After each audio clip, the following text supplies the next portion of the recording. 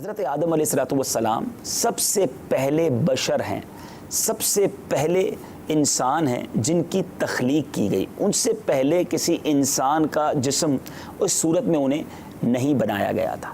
اور حضرت آدم علیہ نبینا علیہ الصلوۃ والسلام کو اسی لیے ابو البشر بھی کہا جاتا ہے۔ کیا کہا جاتا ہے؟ ابو البشر۔ ابو البشر کے معنی ہیں لوگوں کے، بشر یعنی کہتے ہیں انسان، انسان کے والد، یعنی ہم سب کے باپ جو ہیں، ہم سب کے والد جو ہیں وہ حضرت آدم علیہ نبینا علیہ الصلوۃ والسلام ہیں۔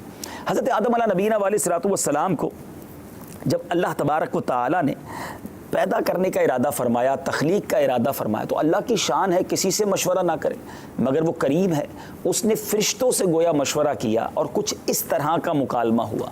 اللہ تبارک و تعالیٰ نے فرشتوں سے فرمایا وَإِذْ قَالَ رَبُّكَ لِلْمَلَائِكَةِ إِنِّي جَاعِلٌ فِي الْأَرْضِ خَلِيفَةً۔ اس کا ترجمہ یہ ہے کہ یاد کیجئے جب آپ کے رب نے فرشتوں سے فرمایا کہ بے شک میں بنانے والا ہوں زمین میں اپنا نائب، اللہ نے فرشتوں سے کہا کہ میں اپنا ایک نائب، اپنا ایک خلیفہ زمین میں بنانا چاہتا ہوں۔ اچھا، حضرت آدم علیہ الصلوۃ والسلام اللہ کے خلیفہ بھی ہیں، خلیفۃ اللہ، ٹھیک ہے۔ پہلا لقب ہم نے کیا سنا؟ ابو البشر، دوسرا کیا ہے؟ خلیفۃ اللہ، وہ اللہ کے خلیفہ ہیں۔ اچھا، آپ نے بیٹا ہاتھ اٹھایا تھا؟ عبداللہ بھائی، میرا سوال یہ ہے، حضرت آدم علیہ الصلوۃ والسلام کو کس چیز سے پیدا کیا گیا؟ چلے جناب، بڑا اچھا سوال ہے، لیکن تھوڑا سا پہلے سن لیں گے تو چیزیں اور کلیئر ہو جائیں گی، ٹھیک ہے۔ اچھا، اب اللہ تبارک و تعالیٰ نے جب فرشتوں سے یہ فرمایا کہ میں اپنا خلیفہ بنانا چاہتا ہوں، اپنا نائب بنانا چاہتا ہوں، تو فرشتوں نے اس کے جواب میں کیا کہا؟ سبحان اللہ، قرآن میں یہ بات بھی موجود ہے، أَتَجْعَلُ فِيهَا مَن يُفْسِدُ فِيهَا وَيَسْفِكُ الدِّمَاءَ وَنَحْنُ نُسَبِّحُ بِحَمْدِكَ وَنُقَدِّسُ لَكَ۔ اب اے ہمارے رب، کیا تو ایسے کو نائب کرے گا، ایسے کو خلیفہ بنائے گا جو اس میں فساد پھیلائے اور خون ریزیاں کرے گا؟ ہم تیری تسبیح، حمد اور پاکیزگی بیان کرنے والے ہیں۔ یعنی فرشتوں نے کہا کہ اب جو زمین پر تو اپنا خلیفہ بنائے گا تو وہاں تو جھگڑے ہوں گے، فساد ہوں گے، ہم تو فرشتے ہیں، ہم عبادت کرتے ہیں تیری۔ یعنی ان کا کہنے کا مقصد یہ تھا، عرض کرنے کا مقصد یہ تھا کہ خلیفہ بننے کے تو ہم حقدار ہیں، مگر رب عز و جل نے کیا فرمایا؟ انی اعلم ما لا تعلمون، فرمایا اے میرے فرشتوں، بے شک میں وہ جانتا ہوں جو تم نہیں جانتے، ٹھیک ہے۔ پھر اللہ تبارک و تعالیٰ نے جب حضرت آدم علیہ الصلوۃ والسلام کی تخلیق فرمائی، جیسے آپ کا سوال تھا بیٹا کہ کیسے بنایا گیا، حضرت آدم علیہ الصلوۃ والسلام کی تخلیق مٹی سے ہوئی، ان کو مٹی سے بنایا گیا، ٹھیک ہے۔ اچھا، اور مٹی بھی کمال کی مٹی تھی۔ حدیثوں میں یہ مضمون ملتا ہے کہ پوری دنیا سے، یعنی حضرت اسرائیل علیہ الصلوۃ والسلام کو بھیجا گیا زمین پر کہ ایک مٹھی مٹی لائیں، مگر اس ایک مٹھی میں گویا پوری دنیا کی مٹی کے ذائقے بھی تھے اور رنگ بھی تھے، یعنی کالی، سفید، سرخ، سیاہ، اور اسی طرح میٹھی، ترش، کڑوی، ذائقے میں بھی مختلف مٹیاں جمع ہو گئی اور رنگ کی بھی مختلف مٹیاں جمع ہوئیں۔ اور اس کی وجہ آپ جانتے اس سے کیا بنا؟ جب ایسی مٹی سے حضرت آدم علیہ الصلوۃ والسلام کو بنایا گیا تو حضرت آدم علیہ الصلوۃ والسلام کی جو اولاد ہے، ہم حضرت آدم کی اولاد ہیں نا، ہم آدمی کہلاتے ہیں، ٹھیک ہے نا۔ تو آدمی دنیا بھر میں ہیں، آپ افریقہ میں جائیں تو وہاں کالے رنگ کے لوگ ملتے ہیں، یورپ اور ان ممالک میں جائیں، رشیا کی سائڈ جائیں، سارے گورے گورے ملتے ہیں، پاکستان، ہندوستان، بنگلہ دیش میں ہمارا رنگ سانولا ہوتا ہے، ہم جس کو کہیں کہ نارمل رنگ والے ہوتے ہیں۔ اسی طرح کچھ لوگ بڑے میٹھے ہوتے ہیں، کچھ لوگ بڑے کڑوے ہوتے ہیں، کچھ بڑے غصے والے ہوتے ہیں، کچھ بڑے نرم ہوتے ہیں۔ تو یہ فرق کیسے؟ سبھی ایک والد کی اولاد ہیں، حضرت آدم کی ہم اولاد ہیں، تو کسی کا رنگ الگ، کسی کے بال الگ، کسی کی آنکھیں الگ، کسی کا مزاج الگ، یہ وجہ کیا ہے؟ تو علماء فرماتے ہیں کہ جو حضرت آدم علیہ الصلوۃ والسلام کی تخلیق ہوئی تھی نا، ان کو جو جس مٹی سے بنایا گیا تھا وہ مٹی مختلف ذائقوں والی مٹی تھی، مختلف رنگوں والی مٹی تھی، اور اس کی وجہ سے یہ سارے لوگ الگ الگ الگ طریقے سے بنے۔ یہ اللہ کی شان ہے، یہ اللہ کی قدرت ہے۔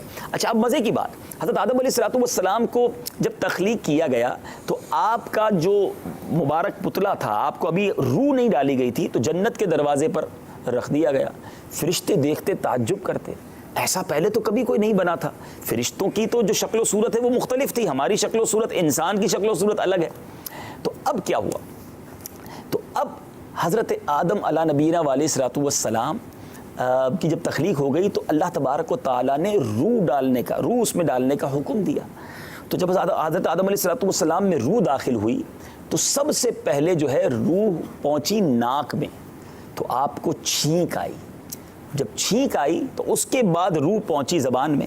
تو جب زبان پر روح پہنچی تو آپ نے چھینکنے کے بعد جو سب سے پہلا جملہ کہا، یہ یاد رکھنے والی بات ہے، یعنی کسی بھی بشر نے، حضرت آدم علیہ السلام سب سے پہلے بشر، اور کسی بشر نے اپنی زبان سے جو سب سے پہلی بات کہی وہ کیا کہی؟ الحمدللہ. کیا کہا؟ الحمدللہ. ہم چھینکنے کے بعد کیا کہتے ہیں؟ الحمدللہ. یہ حضرت آدم علیہ السلام کا طریقہ ہے.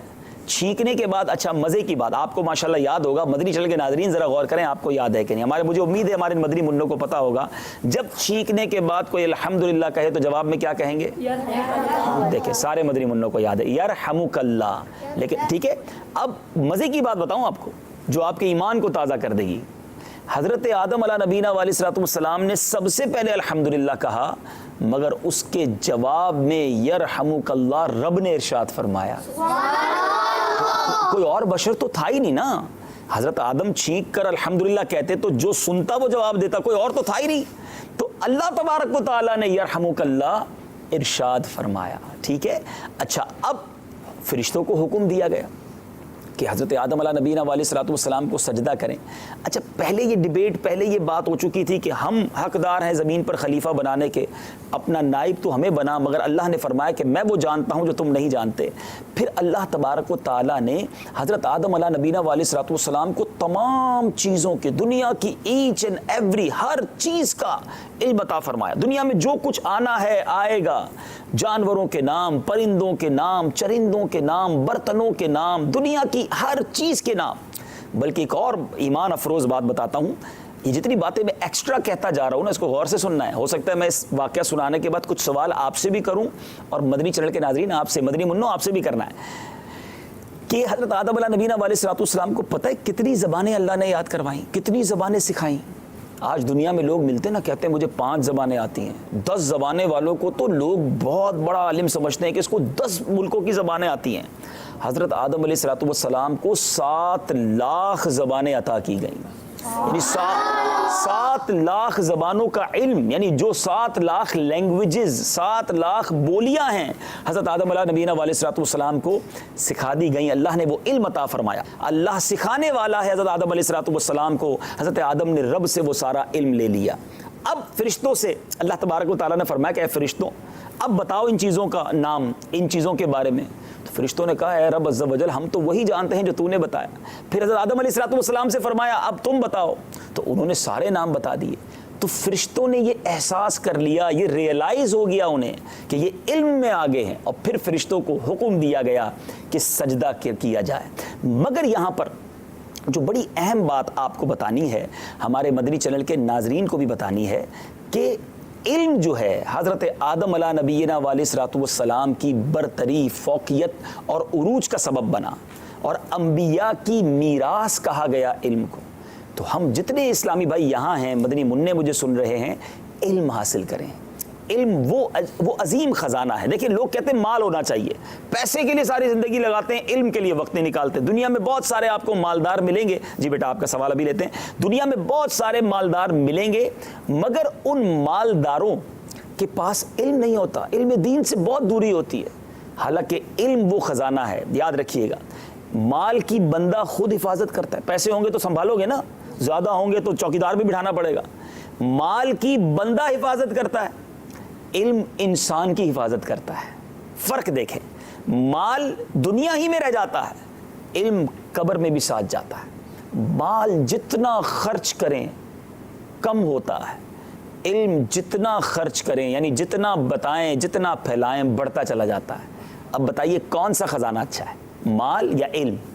ماشاءاللہ. تو جبھی تو عالم با عمل بننا ہے. اور اگر دنیاوی لحاظ سے بھی دیکھیں نا تو آپ نے کسی مالدار کے ہاتھ چومتے ہوئے لوگوں کو نہیں دیکھا ہوگا ہیں، مگر بڑے بڑے مالداروں کو علماء کے ہاتھ چومتے ہوئے دیکھا ہوگا.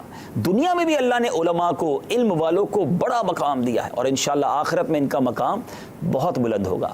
تو آج کے اس مختصر سے سچے واقعے میں ہم نے یہ سنا کہ حضرت آدم علیہ السلام کو مٹی سے بنایا گیا، فرشتوں کو سجدہ کروایا گیا، اور سب سے پہلا جملہ حضرت آدم علیہ السلام نے کیا کہا؟ کیا؟ اور اس کے جواب میں یرحمک اللہ کس نے کہا؟ سبحان اللہ تعالیٰ نے کہا۔ جی بیٹا آپ سوال کرنا چاہ رہے تھے۔ میرا آپ سے یہ سوال ہے کہ حضرت آدم علیہ السلام کی عمر مبارک کتنی تھی؟ ہاں یہ بڑا امپورٹنٹ اور بڑا خوبصورت سوال ہے، اور آئیے میں بتاتا ہوں کہ حضرت آدم علیہ نبینا علیہ الصلوۃ والسلام نے، شاید بہت سارے ناظرین کو نہیں پتا ہوگا، 960 برس عمر پائی۔ کتنے سال؟ 960۔ ہاں، ہزار میں کتنے کم؟ 40۔ ہاں حساب بھی آتا ہے نہیں آتا، یہ بھی چیک ہوتا رہے گا، مدنی آزمائش ہے نا بھائی۔ ہاں تو 1000 میں 40 کم، 960 سال حضرت آدم علیہ نبینا علیہ الصلوۃ والسلام نے عمر پائی۔ اچھا آپ کو پتہ ہے جب آپ نے دنیا سے پردہ فرمایا نا تو آپ کی اولاد کتنی ہو چکی تھی؟ اللہ تبارک و تعالیٰ نے انہی کے ذریعے ساری دنیا کا نظام چلانا تھا نا، تو 960 برس میں آپ کی اولاد کی تعداد 1 لاکھ ہو چکی تھی۔ 1 لاکھ کے قریب اس وقت دنیا میں انسان آ چکے تھے، یعنی آپ اکیلے آئے تھے اور اس کے بعد 1 لاکھ کے قریب آ گئے۔ اچھا ایک بات تو رہ گئی کہ حضرت آدم علیہ نبینا علیہ الصلوۃ والسلام کے بعد دوسری ہستی کون دنیا میں تشریف لائیں؟ وہ بی بی حوا رضی اللہ تعالیٰ، ہماری امی حضور، ٹھیک ہے نا۔ حضرت آدم علیہ نبینا علیہ الصلوۃ والسلام کی پسلی سے بنایا گیا، یعنی اللہ کی شان دیکھو، مرد و عورت کے ذریعے تو بچے پیدا ہوتے ہیں، آج ہم دیکھتے ہیں نا، لیکن جو اہم ترین اللہ کی شان دیکھیں کہ حضرت آدم کو کس سے بنایا؟ کس سے بنایا؟ بی بی حوا کو کس سے بنایا؟